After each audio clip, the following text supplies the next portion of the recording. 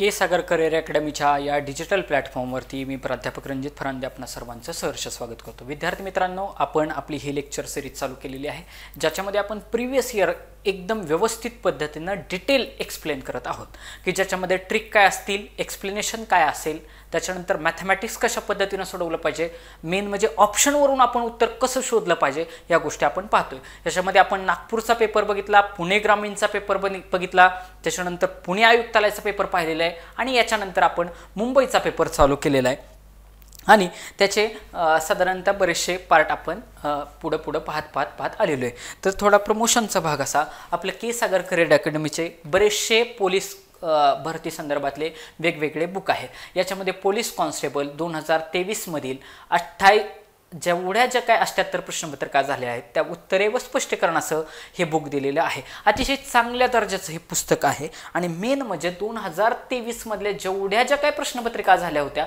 त्या सगळ्या 78 प्रश्नपत्रिका स्पष्टीकरणासह दिलेल्या आहेत आणि त्यामधीलच PDF घेऊन मी एक्सप्लेन करत असतो।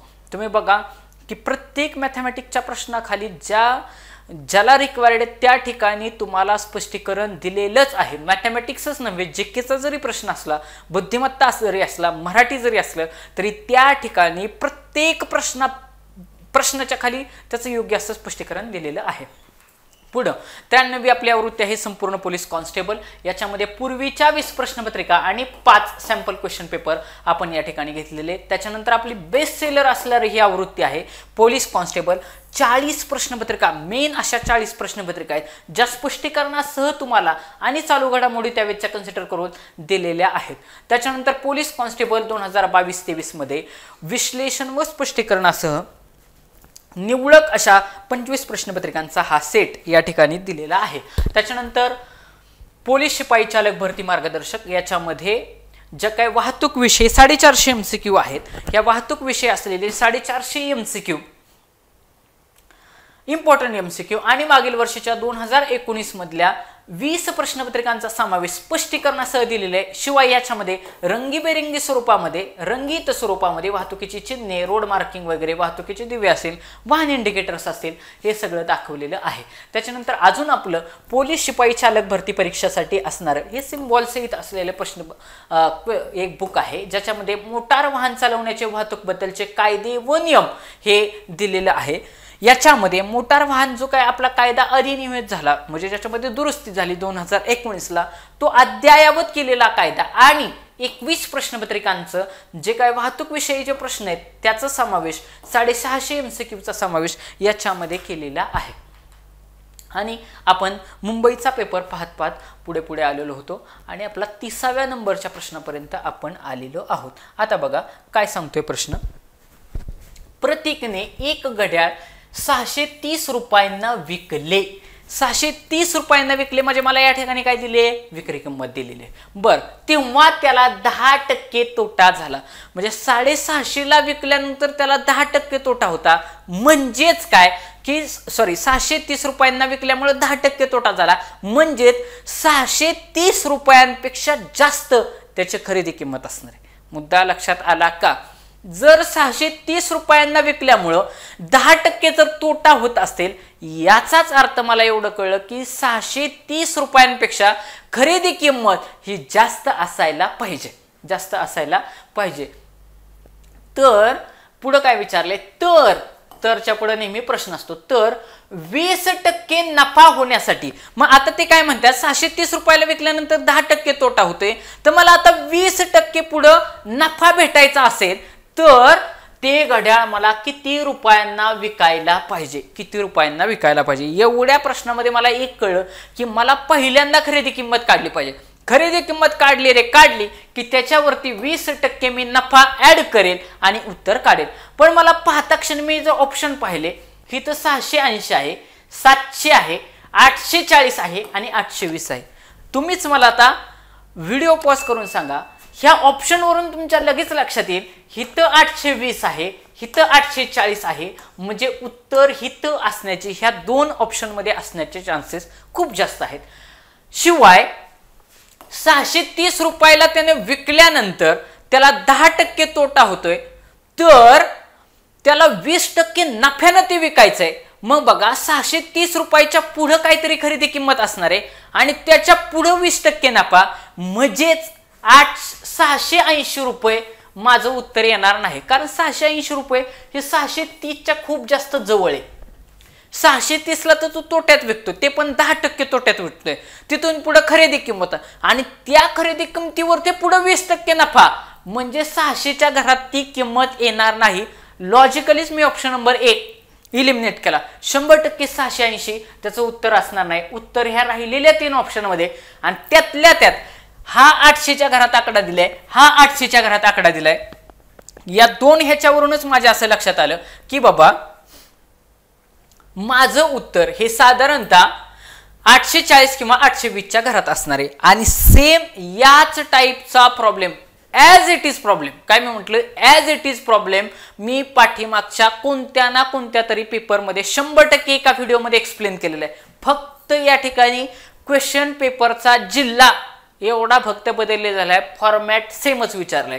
काय करायचं, अशा फॉर्मॅटमध्ये खरेदी किंमत काढायची. काय करायचे, खरेदी किंमत काढायची. मला एवढंच कळलं, माझ्याकडे विक्री किंमत मला दिली 630, त्यावेळेस 10% तोटा झालाय एवढं मला दिसतंय. मग मी त्यावेळी पण सांगताना एक्सप्लेनेशन मध्ये एक फॉर्म्युला सांगितला होता, विक्री किंमत म्हणजे विकी बरोबर, बघा विक्री किंमत बरोबर खरेदी किंमत गुणुले नफा किंवा तोटा असतो, गुणुले नफा किंवा तोटा असतो. तो कशामध्ये, 100 मध्ये ऍड होऊन, बघा 100 वजा तोटा असतो नेहमी. या ठिकाणी तोटा झालाय तर मी तोटाच लिहिल, 100 वजा तोटा भागिले 100, 100 वजा तोटा भागिले 100 हा माझा फॉर्म्युला झाला. हा माझा काय झाला, या ठिकाणी फॉर्म्युला झाला. विक्री किंमत बरोबर खरेदी किंमत गुणुले 100 वजा तोटा. 100 वजा तोटा काय झाला, तुम्हाला मी त्यावेळी पण सांगितलं होतं त्या पाठीमागच्या एक्सप्लेनेशन मध्ये, जर नफा झाला तर 100 मध्ये ऍड करायचा, तोटा झाला तर 100 मधून वजा करायचा भागिले 100. मग आता बघा या ठिकाणी मला काय दिले, विक्री किंमत दिली, किती दिले, 630 रुपये दिली. बरोबर खरेदी किंमत काढायची. तुम्हाला मी काय म्हटलं, खरेदी किंमत जर काढली की त्याच्यावरती बरोबर 20% नफा काढला की गणित सुटलं. खरेदी किंमत मी या ठिकाणी काढू शकतो. कशी काढू शकतो, खरेदी किंमत मला काढायची, ॲज इट इज मी लिहिली.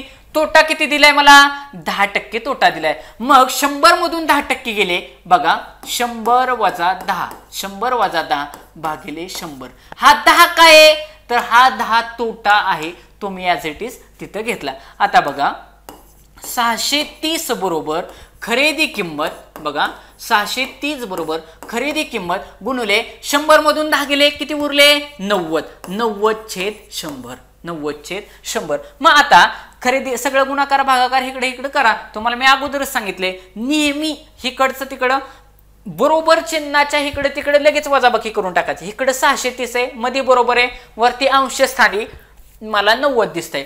या शून्याला या हा शून्य गेला. आता 9च्या पाड्यात 63 का आहे का, 100% आहे. 9 एके 9, 9 7 63, 9 7 63. इकडे किती उरले, 7 उरले, 7 उरले.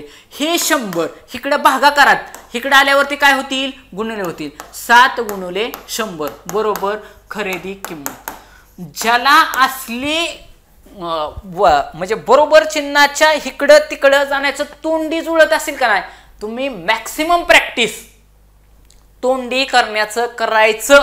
चुकू द्यात, इथं सराव करताना चुकू द्यात. 1-5-6 वेळा तुमचं चुकलं ना की तुमच्या बरोबर तुम्हाला आपोआप हॅबिट होतं. बघा 630 बरोबर खरेदी किंमत गुणिले 90/100.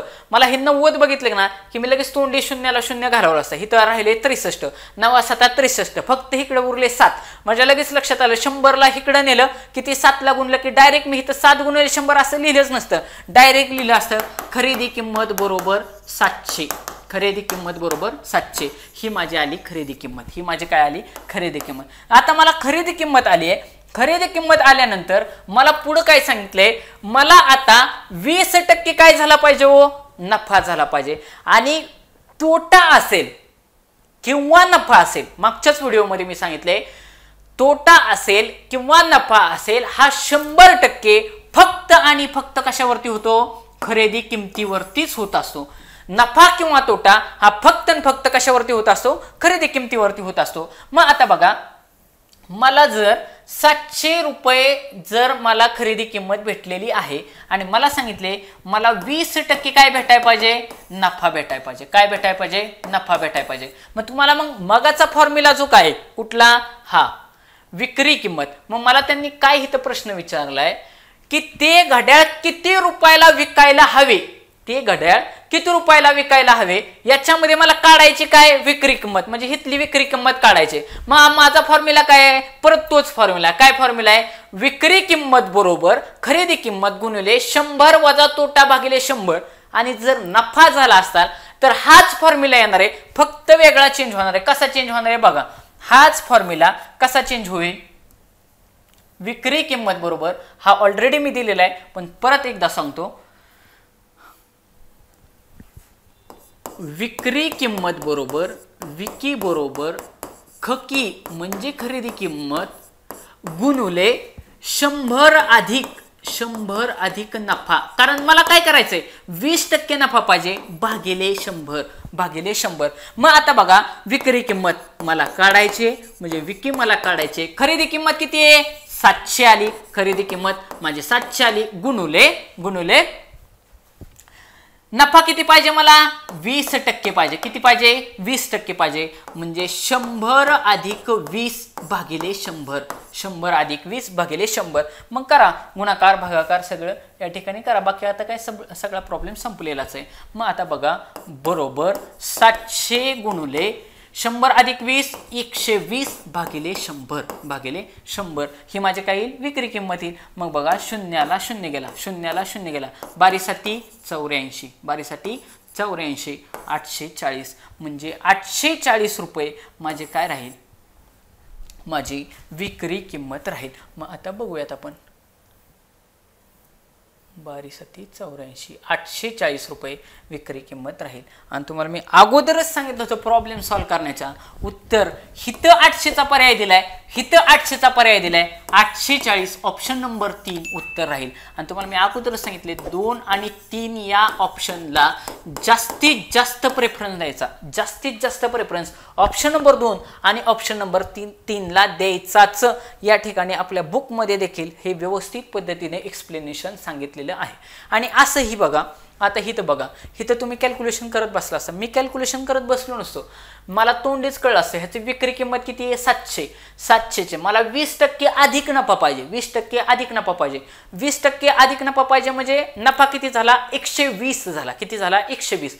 मग 120% मला काढायचे म्हटलं तर ह्याचे 120% काढत असताना मी काय करणार, बारीसाठी 84 म्हणजे सरळ उत्तर 840 आलं असतं. एवढं 84 उत्तरामध्ये दिसायला पाहिजे एवढं मला कळलं असतं.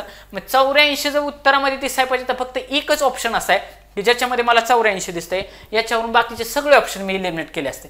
दुसरं, खरेदी पहिल्यांदा तुम्हाला मी सांगितलं होतं, खरेदी किंमत जर माझे 700 रुपये आली आणि ही तो उत्तर ऑप्शन मध्ये 700 दिले, मला खरेदी किंमत विचारली का, ऑप्शन गेला. मला विचारली विक्री किंमत किती आणि इथं 700 रुपये खरेदी किंमत ऑप्शन मध्ये दिली, ऑप्शन गेला. 700 पेक्षा 680 कमी आहेत, ऑप्शन गेला. म्हणजे ह्या दोन मध्ये माझं उत्तर राहील. अशा पद्धतीनं काय करायचं असतं, मॅक्सिमम ऑप्शन एलिमिनेट करून उत्तराकडे जाण्याची सवय लावायची. जेणेकरून काय होतं, तुम्हाला हे व्हिडिओचं जरी टायटल तुम्हाला असं वाटेल की सर 95 मार्क पडतात का, कितीतरी विद्यार्थी आउट ऑफ मार्क पडणार आहेत आत्ता ह्या प्रेझेंट कंडिशनला. आणि ही विद्यार्थी अशाच पद्धतीनं मार्क वाढवत असतात. अशा पद्धतीनं आपण देखील स्मार्टली पुढं जायचंय. आता पुढचा 31 नंबरचा प्रश्न, 31 नंबरचा प्रश्न. अशा पद्धतीने हा प्रश्न या ठिकाणी संपलेला आहे.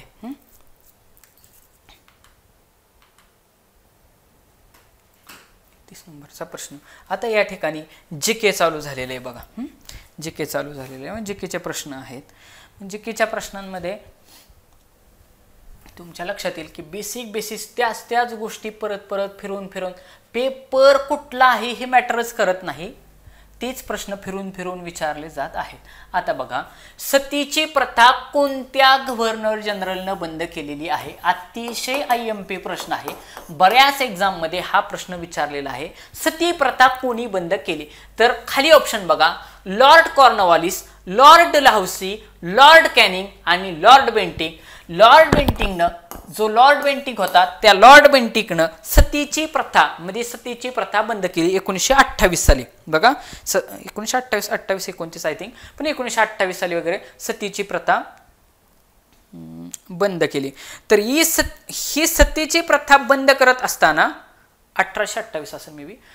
तर लॉर्ड बेंटिकच्या काळामध्ये मग आता हे बाकीचे लोक कधी होती ह्याच्यावरती बऱ्याचशा वेळा प्रश्न विचारला जातो. मग 1828 बरं का, माय मिस्टेक, 1829 असेल सतीची चाल बंदी झाली, ज्यावेळी सतीची बंदी केली. मग आता इथं क्वेश्चन काय विचारला जाऊ शकतो बघा, जसं इथं विचारलंय की सतीची प्रथा कोणत्या गव्हर्नर जनरलनं बंद केली, लॉर्ड बेंटिकनं केली. बाकीच्या पण गव्हर्नर जनरलवरती क्वेश्चन विचारला जाऊ शकतो. अजून काय क्वेश्चन विचारला जाऊ शकतो की ज्यावेळेस ही सतीची प्रथा बंद करण्यात आली त्यावेळेस गव्हर्नर जनरलला जे काय पत्र लिहिलं होतं त्याच्यावरती कोणत्या 2 व्यक्तींनी स्वाक्षरी केल्या होत्या.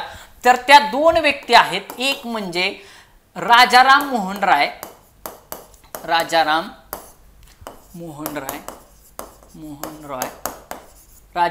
रॉय आणि दुसरी व्यक्ती होती जगन्नाथ नानाशंकर शेठ. जगन्नाथ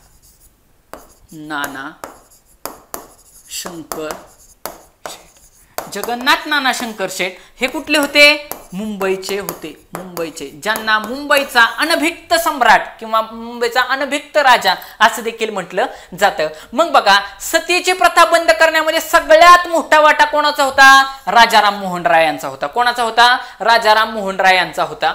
मग ज्यावेळेस पत्र लिहिलं होतं कोणाला, ह्या बेंटिकला, ज्यावेळेस पत्र लिहिलं होतं बेंटिकला त्यावेळेस 2 व्यक्तींनी खाली सह्या केल्या होत्या. कुठल्या 2 व्यक्तींनी सह्या केल्या, राजाराम मोहन राय यांनी केली होती आणि जगन्नाथ नानाशंकर शेठ यांनी सह्या केली होती. ऑलरेडी याच्यावरती क्वेश्चन विचारून झालेला आहे.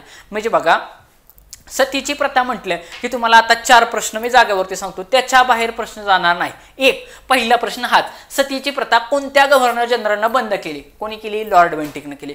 कोणत्या साली केली, 1829 साली सतीची प्रथा बंद करण्यात आली. तिथून पुढे सती जाणं हे बंद करण्यात आलं. अतिशय खराब वाईट प्रथा होती. ते करण्यासाठी सगळ्यात जास्त प्रयत्न कोणी केलेत, तर या माणसाने केलेत, राजाराम मोहन राय यांनी केलेले आहेत. पण त्याच्यानंतर ज्या वेळेस ह्या गव्हर्नर जनरल लॉर्ड बेंटिकला सतीची प्रथा तुम्ही बंद करा असं ज्यावेळेस पत्र लिहिलं होतं त्यावेळेस त्या पत्राच्या खाली तळाशी असताना 2 व्यक्तींनी सह्या केल्या होत्या. त्या 2 व्यक्ती कोणत्या, त्यातली एक व्यक्ती जर राजाराम मोहन राय असेल तर दुसरी व्यक्ती कोण असा प्रश्न विचारला जातो. तर दुसरी व्यक्ती आहे श्री जगन्नाथ नानाशंकर शेठ. यांनाच मुंबईचा अनभिक्त सम्राट असं पण म्हणतात. काय म्हणतात, मुंबईचा अनभिक्त सम्राट असं पण म्हणतात. अशा पद्धतीनं ह्याचं एक्सप्लेनेशन झालं. मग आता बाकीचे ऑप्शन काय म्हणतात बघा, बाकीच्या ऑप्शनवरून पण आपल्याला क्वेश्चन विचारला जाऊ शकतो ना.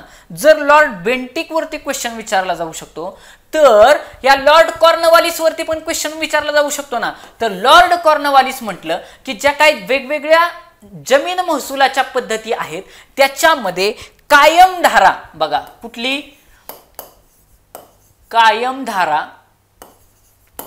कायमधारा ही महसुलाची पद्धत कुणी चालू केली, या लॉर्ड कॉर्नवालिसने चालू केली. लक्षात कसं ठेवायचं, ट्रिक काय आहे, ट्रिक लक्षात ठेवायचं की जेणेकरून तुमचं कन्फ्युजन होणार नाही.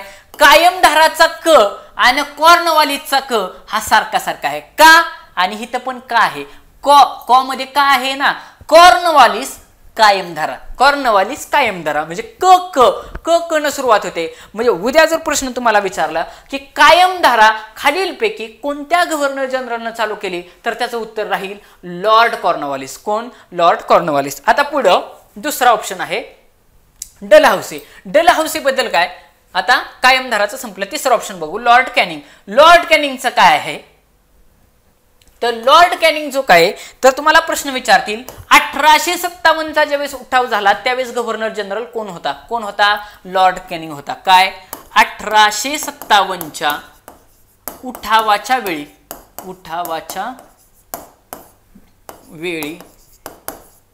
असणारा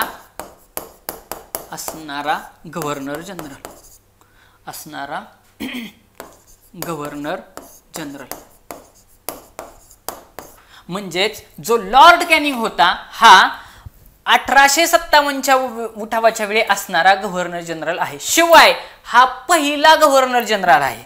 मग तुम्हाला असंही विचारतील की पहिला गव्हर्नर, फर्स्ट गव्हर्नर जनरल कोण आहे, तर फर्स्ट गव्हर्नर जनरल हाच आहे. हा पण प्रश्न VIMP आहे. म्हणजे कितीतरी एक्झामला हा प्रश्न विचारला आहे की पहिला गव्हर्नर जनरल कोण आहे. कोण आहे हो पहिला गव्हर्नर जनरल? लॉर्ड कॅनिंग आहे. कोण आहे? लॉर्ड कॅनिंग आहे. हे सगळेच्या सगळे प्रश्न विचारून झालेले आहेत. आता पुढचा प्रश्न कोण? Lord Dalhousie. हा अतिशय जबरदस्त माणूस होता. याच्यावरती कित्येक एक्झामला प्रश्न विचारले. डलहौसी तिसरा व्यक्ती बघा, डलहौसी.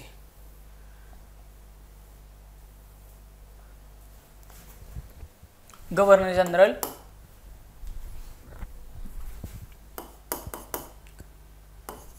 Lord Dalhousie. डलहौसी ह्याचं महत्वाच्या गोष्टी काय? हा लय हौसी होता. याच्यावरून मी असं लक्षात ठेवलं की भारतामध्ये वेगवेगळी संस्थानं होती. संस्थानं म्हणजे काय बघा, पहिले पूर्वीचे राजे राजवाडे होते. जसं की बाबा आता आपल्याला महाराष्ट्रामध्ये दिसतं सातारचं संस्थान, तिथे पण राजे आहेत. वेगवेगळे औंधचं संस्थान आहे.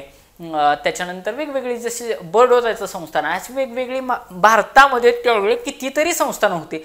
मग ह्या संस्थानांना खालसा करून एकच अखंड भारत ह्या माणसानं तयार केला. मग संस्थाने खालसा कोणी केली असं, किंवा संस्थानं खालसा करण्याचं धोरण कोणाचं होतं? तर कोणाचं होतं? लॉर्ड डलहौसी याचं होतं. म्हणजे संस्थाने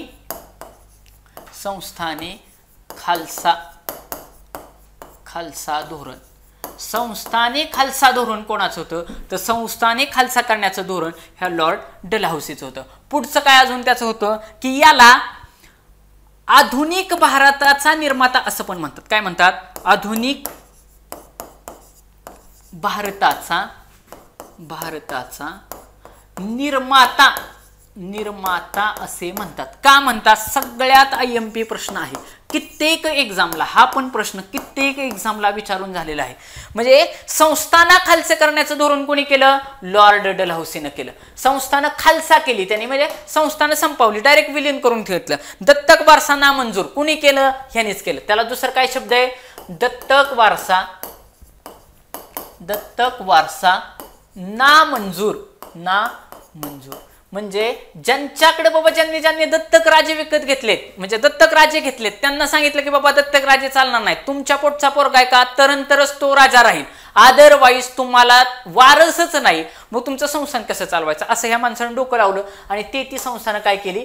खालसा करून टाकली. म्हणजे दत्तक वारसा नामंजूर हे पण ह्याच माणसाने डलहौसीनं चालू केले होते. म्हणजे संस्थानं खालसा केली. आधुनिक भारताचा निर्माता पण त्यालाच म्हणतात. मग त्याला लॉर्ड डलहौसी याला आधुनिक भारताचा, आधुनिक बघा म्हणजे भारत आधुनिक झाला असं आधुनिक भारताचा निर्माता असं का म्हणतात? त्याच्या पाठीमागची कारण आहेत की 1852 पासून बघा 1852 असेल, 1853 असेल, 1854 असेल, अशा पद्धतीनं त्यांनी काय आणली? 1852ला तार आणली, 1853ला रेल्वे आणली, 1854ला ताग का टपाल काहीतरी आणलं, टपाल किंवा ताग असं आहे, मे बी ताग आहे, ताग.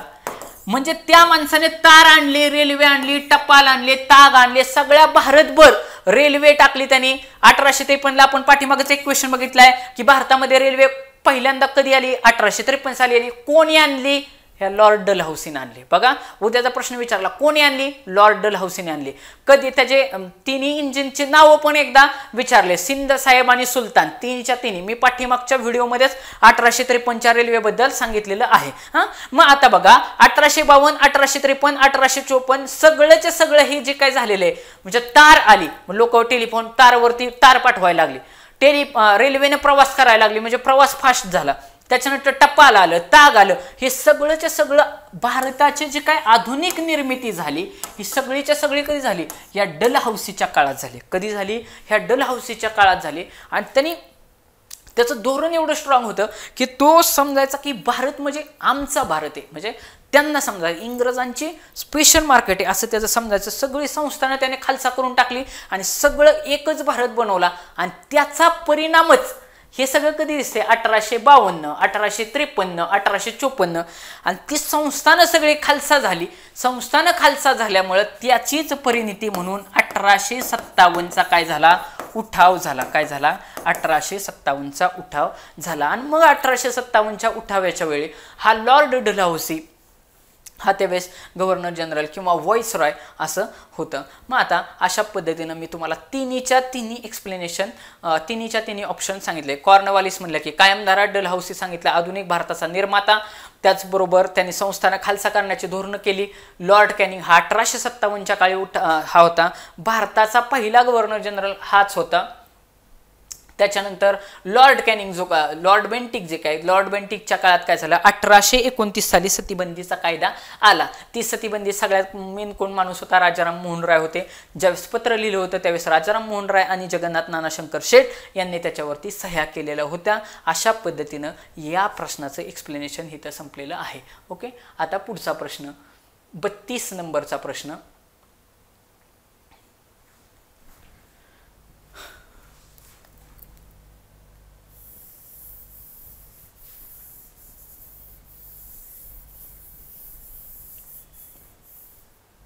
बत्तीस नंबरचा प्रश्न बघा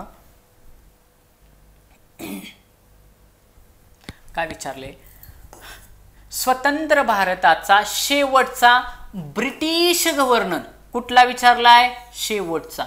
कोण विचारलाय, ब्रिटिश गव्हर्नर जनरल. कोण विचारलाय, ब्रिटिश गव्हर्नर जनरल कोण होता. आणि पाठीमागचे तुम्ही, मला असं वाटतं नागपूरचा पेपर असेल 2018 सालचा असेल, तुम्ही तो काढून बघा. हा प्रश्नाचं एक्सप्लेनेशन मी तिथल्या व्हिडिओमध्ये दिले. मे बी नागपूर असेल किंवा पुणे ग्रामीण असेल, त्यामध्ये सरळ सरळ प्रश्न विचारला होता की स्वतंत्र भारताचे भारतीय गव्हर्नर जनरल कोण होते. काय प्रश्न होता, स्वतंत्र भारताचे भारतीय गव्हर्नर जनरल कोण होते. आणि त्याच वेळी मी सांगितलं होतं की तुम्ही या ठिकाणी या शब्दाला फोकस करायचा. तुम्हाला विचारलं काय आहे, भारतीय गव्हर्नर जनरल विचारलंय का बाबा ब्रिटिश गव्हर्नर जनरल विचारलंय. जर तुम्हाला स्वतंत्र भारताचे भारतीय गव्हर्नर जनरल जर विचारलं तर ते आहेत सी राजगोपालाचारी. म्हणजे कोण, चक्रवर्ती सी राजगोपालाचारी. बघा, चक्रवर्ती सी राजगोपालाचारी हे कोण होते, भारतीय गव्हर्नर जे होते. कोण होते, भारतीय होते. भारतीय बरं का, भारतीय गव्हर्नर जनरल विचारलं असतं तर कोण, भारतीय गव्हर्नर जनरल म्हणजे भारतीय जीजी असं जर विचारलं असतं तर सी राजगोपालाचारी. पण त्यांनी प्रश्न काय विचारलाय, ब्रिटिश कोण होते. आणि ऑप्शन नंबर 1लाच काय टाकले, सी राजगोपालाचारी टाकले. तर मी अगोदरच सांगितले, तुम्ही माझ्या प्रत्येक व्हिडिओ काढून बघा, त्याच्यामध्ये मी स्पष्ट सांगितले ऑप्शन नंबर 1ला जो उत्तर आलं 100% थांबायचं. 100% थांबायचं, त्या ठिकाणी फसवण्याचे चान्सेस जास्ती असतात. सी राजगोपालाचारी ही भारतीय व्यक्ती. जर तुम्हाला विचारलं भारतीय गव्हर्नर जनरल कोण तर सी राजगोपालाचारी. पण त्यांनी या ठिकाणी विचारले की ब्रिटिश गव्हर्नर जनरल कोण, तर त्याचं उत्तर राहतं लॉर्ड माउंटबॅटन. कोण होता, लॉर्ड माउंटबॅटन. म्हणजे ज्यावेळेस आपली फाळणी झाली का, फाळणी म्हणजे भारत पाकिस्तान फाळणी झाली का, त्यावेळेस त्या लॉर्ड माउंटबॅटननं ती योजना बनवली होती. ती योजना कोणी बनवली होती, लॉर्ड माउंटबॅटनने. म्हणजे काय, फाळणीची योजना.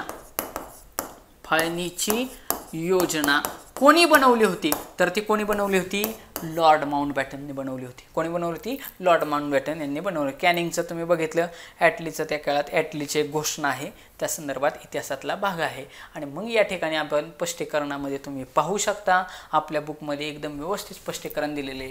लॉर्ड माउंटबॅटन बघा, भारताचे शेवटचे, बघा भारताचे शेवटचे ब्रिटिश व्हाईसरॉय होते. कोण होते, ब्रिटिश व्हाईसरॉय लॉर्ड माउंटबॅटन हे होते. कोण होते, भारताचे शेवटचे ब्रिटिश व्हाईसरॉय कोण होते, लॉर्ड माउंटबॅटन होते. हे स्वतंत्र भारताचे पहिले गव्हर्नर जनरल ठरले होते. म्हणजे ज्यावेळेस भारत स्वतंत्र झाला त्यावेळेस हे भारताचे पहिले गव्हर्नर जनरल ठरले होते. पण क्वेश्चन काय विचारतात की बाबा स्वतंत्र भारताचे पहिले भारतीय गव्हर्नर जनरल कोण. भारतीय गव्हर्नर जनरल म्हणलं की सी राजगोपालाचारी. मग बघा, सी राजगोपालाचारी यांच्याबद्दल इथं माहिती दिलेली आहे. सी म्हणजे चक्रवर्ती. चक्रवर्ती राजगोपालाचारी हे स्वतंत्र भारताचे दुसरे, स्वतंत्र भारताचे कितवे, दुसरे.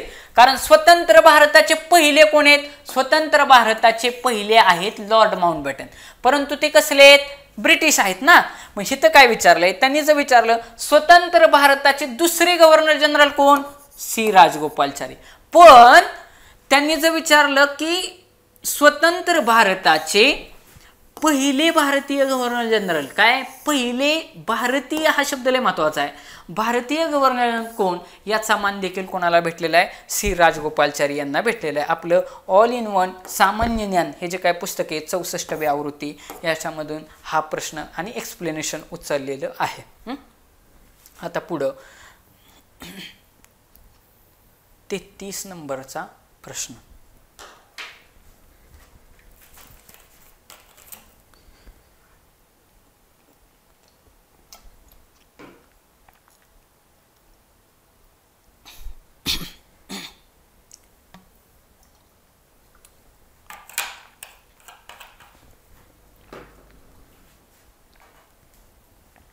तेहतीस नंबरचा प्रश्न काय विचारला आहे, भारतीय शासन प्रणाली पॉलिटीतला प्रश्न आहे. पॉलिटीतला प्रश्न आहे. काय विचारलं आहे की भारतीय शासन प्रणालीमध्ये कोणत्या प्रकारची आपल्याकडे शासन प्रणाली आहे. अतिशय म्हणजे 5वीतल्या पोराला पण ह्या प्रश्नाचं उत्तर येऊ शकतं. भारतीय शासन प्रणाली आपल्याकडे लोकशाही आहे, आपल्याकडे हुकुमशाही का नाही. अध्यक्ष प्रणाली अमेरिकेमध्ये आहे. कुठं आहे, अमेरिकेमध्ये आहे. अमेरिकेमध्ये अध्यक्ष प्रणाली. राजशाही आपल्याकडे आहे का नाही. राजशाही ही जपान वगैरे त्या देशामध्ये आहे. जपान तिकडे राजाही वगैरे लोकशाही वगैरे असते. म्हणजे आपले फक्त प्रश्न काय इथं विचारला आहे, भारतीय शासन प्रणाली विचारली, लोकशाही आपल्याकडे आहे. मग आपल्याकडे हे सगळं इन डिटेल बुकमध्ये दिलेलं आहे. आणि के सागरचं सगळ्यात महाराष्ट्रातल्या स्पर्धा परीक्षा करणार आहे, म्हणजे जेवढी मुलं स्पर्धा परीक्षेचा अभ्यास करतात MPSCचा विशेष करून, त्याचं एम लक्ष्मीकांतचं जे काय पुस्तक आहे ते भाषांतरित करण्याचं काम के सागर पब्लिकेशनचं आहे. आणि सगळ्यात महाराष्ट्रामध्ये असा अभ्यास करणं मला तर वाटतं बाबा पॉलिटीचा मुलगाच नसावा की जो एम लक्ष्मीकांत पॉलिटी वाचलं नाही. आणि एम लक्ष्मीकांत आपलं जे काय बुक आहे त्याचं मराठीतलं व्हर्जन हे के सागर पब्लिकेशनचं आहे. आणि त्याच्यामधला ॲज इट इज डाटा हे सगळं आपण या ठिकाणी घेतलेलं आहे. भारतीय राज्यघटना सरनामा आपला पुढं आहे. आणि ह्या सरनाम्यामध्ये सरळ सरळ वाक्य आहे. भारताचा जो काही सरनामा आहे त्याच्यामध्ये लिहिले, आम्ही भारतीय जनता भारताचे सार्वभौम समाजवादी धर्मनिरपेक्ष लोकशाही प्रजासत्ताक राज्य निर्माण करण्याचा प्रयत्न आम्ही करणार आहे. म्हणजेच भारताची प्रणाली कसली आहे हो, लोकशाही पद्धतीचं आपल्याकडं राज्य आहे. लोकशाही पद्धतीचं राज्य आहे. ज्याला हे एक्सप्लेनेशन वाचायचं आहे ते एक्सप्लेनेशन वाचू शकतात. मग इथं बघा बाकीचं सगळं पण इन डिटेल एक्सप्लेनेशन या ठिकाणी ते दिलेलं आहे की बाबा लोकशाही कशा स्वरूपाची असते, काय असते, लोकशाहीमध्ये कसे निवडणूक होते, काय होतात, कशा पद्धतीनं प्रतिनिधी येतात, अशा पद्धतीनं हे दिलेलं आहे. भारतीय राज्यघटना व राजकारण ही आपली आत्ता के सागरची 6वी आवृत्ती आलेली आहे. याच्यामध्ये के सागरच्या अतिशय फेमस बुक आहे, अतिशय फेमस बुक आहे. त्याच्यामधून हा क्वेश्चन विचारलेला आहे. पुढचा 34 नंबरचा प्रश्न. ह्याही प्रश्नाचं एक्सप्लेनेशन मी ऑलरेडी ज्या जुन्या व्हिडिओ घेतल्यात म्हणून मी तुम्हाला सांगतोय. नागपूरचा पेपर असो, पुण्याचा असो, आयुक्तालयाचा असो, तुम्ही सगळे पेपर पहा.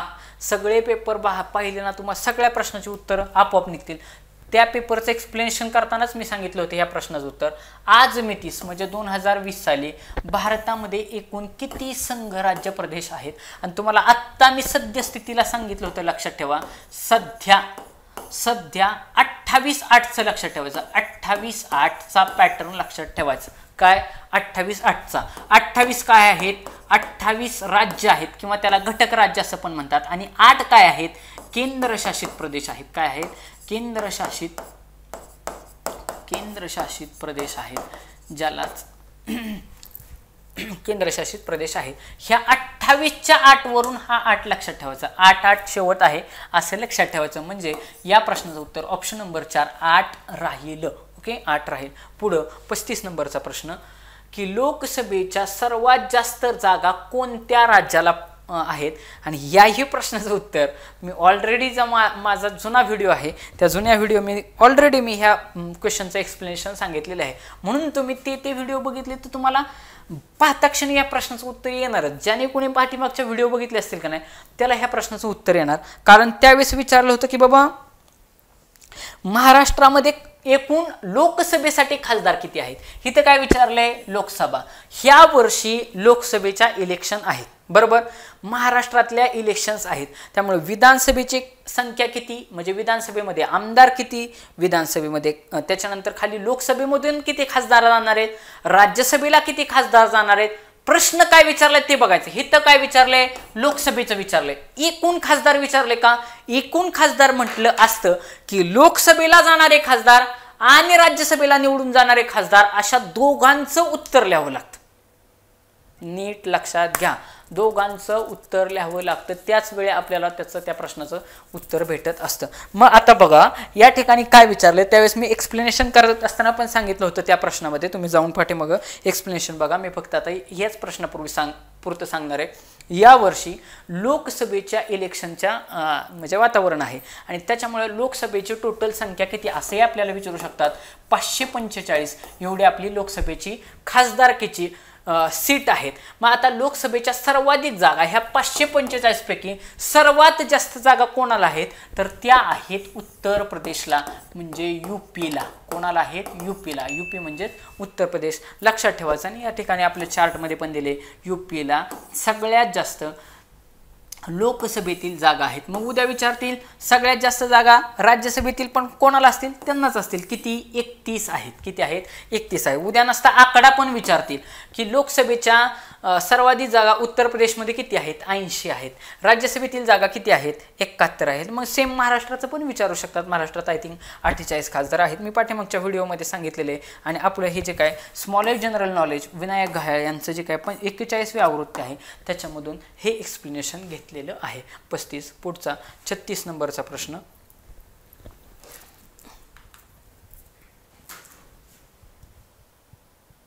अतिशय सोपे प्रश्न या ठिकाणी जीकेला विचारलेले आहेत.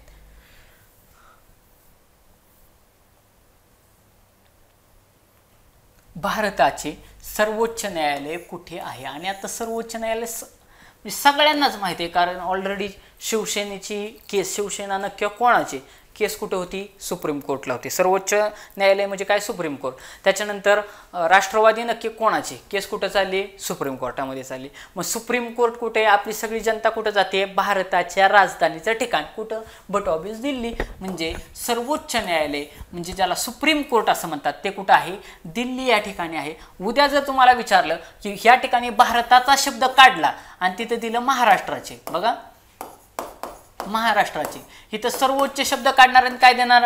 उच्च न्यायालय देणार. काय देणार? उच्च न्यायालय. कारण प्रत्येक घटक राज्यामध्ये काय असतं? उच्च न्यायालय असतं. महाराष्ट्राचे उच्च न्यायालय कुठं आहे?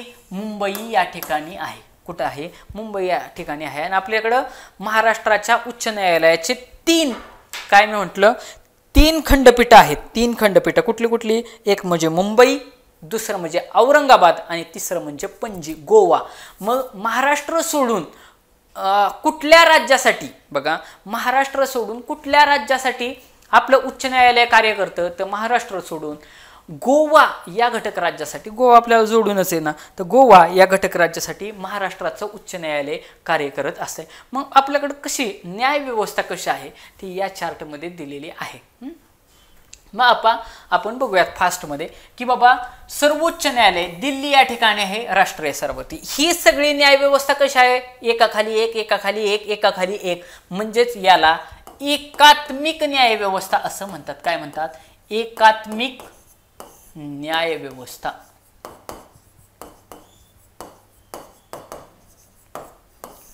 आपली न्याय व्यवस्था कशी आहे? एकात्मिक स्वरूपाची आहे. सर्वोच्च न्यायालय दिल्ली या ठिकाणी आहे की जे राष्ट्रीय स्तरावरती आहे. उच्च न्यायालय हे राज्य स्तरावरती आहे. आत्ता साधारणतः 25 उच्च न्यायालय आहेत. किती आहेत? 25 उच्च न्यायालय आहेत. उद्या तुम्हाला असं विचारतील घटक राज्य किती आहेत? हो, 28 घटक राज्य आहेत. म्हणजे काही राज्यांसाठी त्या शेजारच्या घटक राज्यात म्हणजे 2 राज्यांसाठी एक उच्च न्यायालय असू शकते का? 100% असू शकतं. तुम्हाला आता सांगितलं मी, गोवा हे राज्य आहे. भारतातलं सर्वात छोटं राज्य कुठलं आहे? गोवा. गोवा राज्याचं आणि महाराष्ट्र राज्याचं जे काय हायकोर्ट आहे म्हणजे उच्च न्यायालय आहे हे सारखं आहे. मग असं जर एकत्र केलं तर ते एकत्र केल्यानंतर हे 28 जरी घटक राज्य असले म्हणजे 28 राज्य आपल्याकडे जरी असले तर हायकोर्ट बाकी किती आहेत? 25च आहेत. म्हणून इथं प्रश्न विचारला जातो आणि ऑप्शनमध्ये 28 100% दिला जातो. कारण त्यांना माहिती आहे, एक्झामिनरला माहिती असतं की पोराने हे वाचलं असतं की प्रत्येक राज्यासाठी एक उच्च न्यायालय राहील. मग आपल्या पोराने पाठ केलेलं असतं की न्यायालय किती राज्य किती? 28. मग 28 राज्य असतील तर उच्च न्यायालय पण किती असतील, 28च असतील. 28ला मार्क करतात आणि घरी येतात. तसं नाही विद्यार्थी मित्रांनो, लक्षात ठेवायचं आहे की 25 उच्च न्यायालय आपल्याकडे आहेत.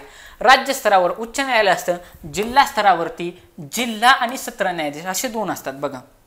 जिल्हा न्यायाधीश आणि सत्र न्यायाधीश असे असतात. ह्याच्यामध्ये दिवाणी बाजू असते, एका बाजूला फौजदारी म्हणजे क्रिमिनल कोर्ट असतं. अशा पद्धतीनं ती एकात्मी तुम्हाला पाहिजे ती त्या पद्धतीनं ह्या चार्टमध्ये सगळं व्यवस्थित एक्सप्लेनेशन केलेलं आहे.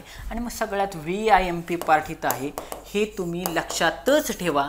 28 घटक राज्य आहेत, 8 केंद्रशासित प्रदेश आहेत, अशा सगळ्यांना मिळून 25 उच्च न्यायालय आहेत. झाले का नाही 2 प्रश्न कव्हर. मगाचा प्रश्न इथं कव्हर झाला का नाही. टोटल संघराज्य किती आहेत, म्हणजे संघराज्य यालाच काय म्हणतात, केंद्रशासित प्रदेश असं म्हणतात. काय म्हणतात, केंद्रशासित प्रदेश. घटक राज्य म्हणजेच काय, नसती राज्य, ह्याला राज्य म्हणणार किंवा घटक राज्य असं पण म्हणतील बघा. फक्त राज्य हा शब्द आला पाहिजे. घटक राज्य किंवा राज्य. 28 घटक राज्य आहेत, 8 केंद्रशासित प्रदेश आहेत. या सगळ्यांमध्ये मिळून 25च हायकोर्ट आहेत, एवढं लक्षात ठेवायचं. 31 ऑक्टोबर 2019 पासून, किती 31 ऑक्टोबर हे लक्षात ठेवायचं, सरदार वल्लभभाई पटेल यांची जयंती होती. 31 ऑक्टोबर 2019 पासून जम्मू आणि काश्मीर तसेच लडाख या 2 संघ राज्यासाठी जम्मू आणि काश्मीर उच्च न्यायालय हे सामायिकरित्या कार्य करत आहे. हे सामायिकरित्या कार्य करत आहे. आपलं स्मॉलेस्ट जनरल नॉलेज विनायक घायाळ 42वी आवृत्ती पुस्तक क्रमांक 129 वरून हा चार्ट घेतलेला आहे. अशा पद्धतीने विद्यार्थी मित्रांनो आपण जे केलं आता सुरुवात केलेली मुंबईचा हा पेपर आपण पाहतोय. तुम्हाला जर हे व्हिडिओ आवडले तर नक्की लाईक करा, तुमच्या मित्रांपर्यंत शेअर करा. तेच प्रश्न तुम्ही बघताय, एक्सप्लेनेशन ज्यांनी बघितलं असेल त्याला तुम्ही आठवण्याचा प्रयत्न करा, क्वेश्चन सोडवण्याचा प्रयत्न करा. तुम्ही पॉज करून सोडवलं की तेच प्रश्न रिपीट झालेले आहेत. आत्ता तर आपले 3 प्रश्नपत्रिका झाल्यात. तुम्ही विचार करा, अजून जसं पुढं प्रश्नपत्रिका कव्हर होत जातील तसं तुम्हाला काय अभ्यासच करण्याची गरज पडणार नाही. एवढ्या चांगल्या पद्धतीचं आपण डिटेलमध्ये त्याचं एक्सप्लेनेशन घेतलं आहे की जेणेकरून विद्यार्थी मित्रांना बाकीचा अभ्यास करून व्याप वाढवण्याची गरज पडणार नाही. तिथल्या त्याच फॉर्मॅटवरती क्वेश्चन येतील. तुम्हाला जर हे व्हिडिओ आवडले तर तुम्ही नक्की लाईक करा, शेअर करा, सबस्क्राईब करा. धन्यवाद.